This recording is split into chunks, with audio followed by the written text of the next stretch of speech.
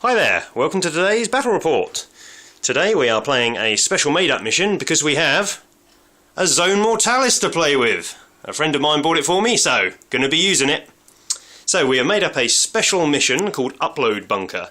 The idea is that this Zone Mortalis board section here represents the interior of a bunker at one end of the board. At the back of this interior there is a computer console. You can see it's marked with an objective on the top of it. That's one of the objectives for the game. At the other end of the board, there is an upload antenna. That is another objective for the game. And then at the front of the Zone Mortalis, where there is a large blast door, we have another objective. When it comes to the end of the game, that objective there is worth 2 points, and the computer console and the upload antenna are each worth 1. But as a special extra way to get victory points, if at the end of any of your opponent's turns, you control both the computer and the upload aerial, you get to score an additional point as you are piping back data to the fleet in orbit. When we're inside the Zone Mortalis, we're using the Zone Mortalis rules, which basically mean there are better explosions and flamers are slightly better. If you need to look at any of the rules, you can find them on the Forge World website. Other than that, it's a pitch battle deployment. Okay, we're playing 1750 points today, and I brought my Blood Angels. It's more or less fully painted. Bit of a shocker. Different to my Grey Knights. So, the army is led by a librarian with a jump pack. He's got Blood Lance and he's got Unleash Rage. He is going with a squad of Assault Marines. They're a full squad. They've got 2 Melter Guns, a Power Fist, and they're also joined by a Sanguinary Priest with jump pack. In a bit of a controversial move, I've taken a tactical squad in a Blood Angels army. They've got a Power Fist, a Combi Melter, and they've got a Rocket Launcher and a normal Melter Gun, and they're arriving in a drop pod. Then I have 2 Dreadnoughts. We have a twin-linked autocannon dude, and we have a Furioso with Blood Claws. Another couple of troop choices here. We've got 2 5-man assault squads. They've taken off their jump packs to trade them in for Razorbacks. One of them has a Melter Gun in it, one of them has a Flamer in it, and they are in a Las Cannon and an Assault Cannon Razorback respectively. Here's the meat of the list, a 8-man Terminator squad, well, 7-man really, and a Sanguinary Priest in Terminator armour. 5 of the Terminators I've got Thunderhammer Storm Shield, 2 have Lightning Claws. Lastly, for a bit of fire support, we have a Devastator squad, 5-man, 4 missile launchers. Arrayed against the Blood Angels is an Eldar Warhost. The Warhost is led by Eldrad Ulthran, a must for any Eldar army.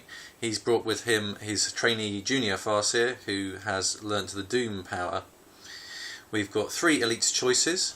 We have a unit of 10 Howling Banshees. They're led by an Exarch with an Executioner, and she's got the acrobatic power. We've got 9 Striking Scorpions, also led by an Exarch. He's got a Scorpion's Claw and the Shadow Strike power, which allows him to infiltrate. And then we've just got 5 Fire Dragons who don't have any upgrades. We've got 4 Troops choices as well. We've got a unit of 10 Storm Guardians. They have 2 Flamers, and they're led by a Warlock with Destructor.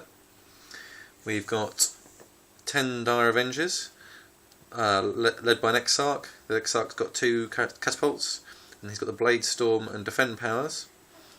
We've got a small unit of 5 Dire Avengers, and a small unit of 3 Guardian Jet Bikes, one of which has a Shuriken Cannon.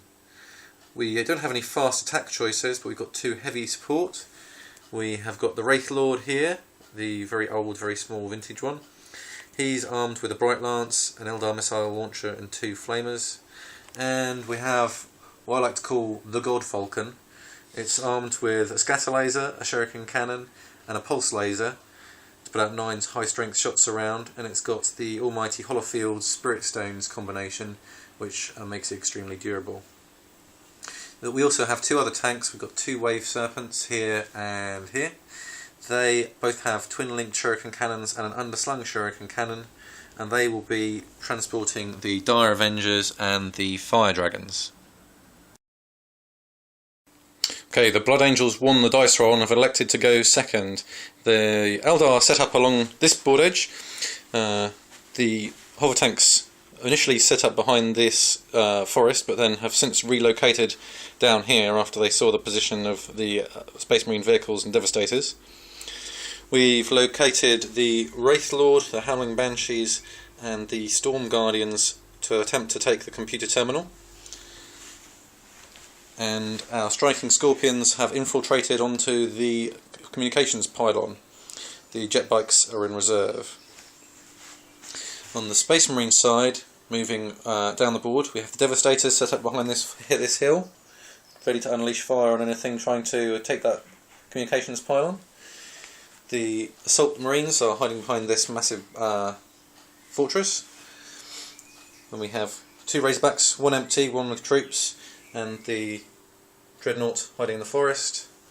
And then the Space Marines are going to try and take the computer terminal with their Assault Terminators, their Blood Talons Dreadnought, and their one of the smaller assault squads. So, the Blood Angels have been thinking whether or not they want to steal the initiative. The Eldar mind games are in full effect. What do you think? Are you going to steal initiative or not? I am going to try, but before we do that, there's one rule I forgot to say earlier. The special rule of scoring an extra objective if you score both the upload terminal and the computer terminal at the end of an opponent's turn. You can score those objectives at that time with any unit. Might prove important, thought I should mention it. And let's see if I can steal the initiative. I can't. Eldar turn 1 coming right up. I didn't want to anyway. End of Eldar turn 1. The Scorpions stayed there where they are, hunkering down to weather the storm as they try and protect the communications bunker. The Dire Avenger tank received some fortune from Eldrad and then sped across the table as fast as it could. The other 2 tanks, the Falcon received both fortune and guide from Eldrad, and the Wave Serpent moved up to cover it.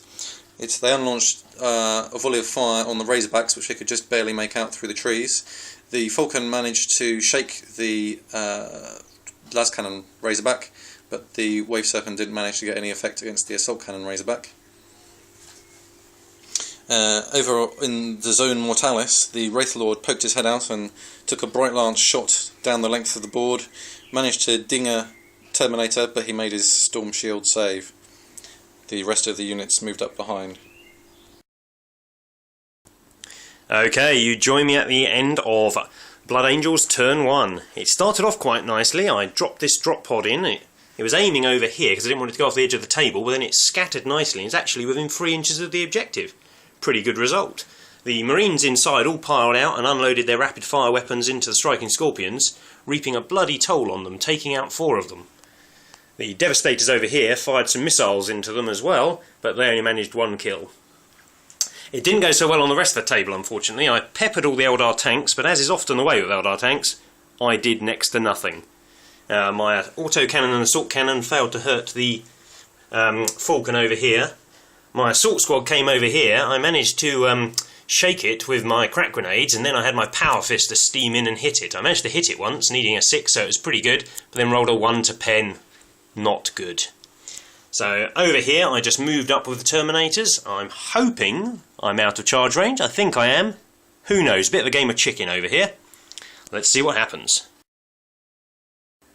Eldar turn 2. In the outside part of this battle, the Wave Serpent, which was stunned so it couldn't shoot, decided to tank shock its way through the Assault Marines, through the tactical squad, and then ram into the drop pod. But everybody made their leadership checks and the drop pod was unharmed. Still, best thing to do when you can't shoot. The striking Scorpions charged into the tactical squad and managed to kill 5 of them, taking no losses in return, which was a really good result. In stark contrast for really good results, the tanks over here opened fire on that Razorback, managed to penetrate its smoke once, shaking it again, but that's all we've managed to do to the vehicles over here. Inside the building, the Howling Banshees aren't too keen about getting charged by these Terminators, so they're approaching fairly cautiously. The Wraith Lord let another volley off with his bright lance and some plasma missile, but didn't manage to scratch the heavy armour of the Terminators. Okay, it's Blood Angels, end of turn 2. Pretty good turn for the Blood Angels all in all. We opened up with our Devastators here, firing at this Wave Serpent. We managed to immobilise it and take the weapon off. Later on in the round, or later on in the shooting phase, I had this assault cannon spare, so shot at the back of it, and that wrecked it, forcing all the Dire Avengers to get out. The assault squad had come over here to help out the tacticals who were getting butchered by the striking scorpions, but seeing the tasty option of 10 dire Avengers sitting in the middle of the open, they charged into them, managed to wipe out 6 of their number, and the other 4 were running away. I unfortunately lost 2 of my guys clambering on the top of a wrecked wave serpent. Not the best roll. Combat over here was a bit of a stalemate. We each managed to kill 1 model, so drawn combat. Over here, the Lascannon Razorback, which is now operating in its new facility as mobile shield, charged forward, and out the back of it jumped out these guys. They shot up the Falcon but failed to do any damage, but the Dreadnought managed to immobilise it with its autocannons. So my guys ran into close combat, but their crack grenades failed to find purchase on its hull. You destroyed the pulse laser. Oh, I destroyed the pulse laser. Better than I remembered. Over here I decided I'm not going to win a shooting war as I don't have any guns. So in the game of chicken, my Terminators have moved forward, expecting a charge from some Howling Banshees next turn. Could go very badly. We'll have to wait and see. Eldar turn 3. The battle was continued over here. Unfortunately, the tactical squad managed to beat up all the non-Exarch striking scorpions, and the Exarch is now making his way from my table edge. These dire Avengers have also broken. Heading for the table edge, they unloaded a blade storm, managing to kill one of the assault marines. Over here, both the tanks disgorged their troops. The fire dragons managed to destroy the Lascannon Razorback. The dire Avengers engaged this squad of marines. There's only 2 left of the 5 now. And the Falcon managed to immobilise the Razorback. The Wave Serpent had a try at hurting the Dreadnought, but was not able to do so. Inside, things went very badly wrong. We moved up with the, everybody. We unloaded 4 Flamers into the Terminators, which didn't manage to do any casualties at all. Then we charged the Banshees, who only managed to kill 1 Lightning Claw guy, and lost 5 in return, so they're now fleeing for the table edge as well.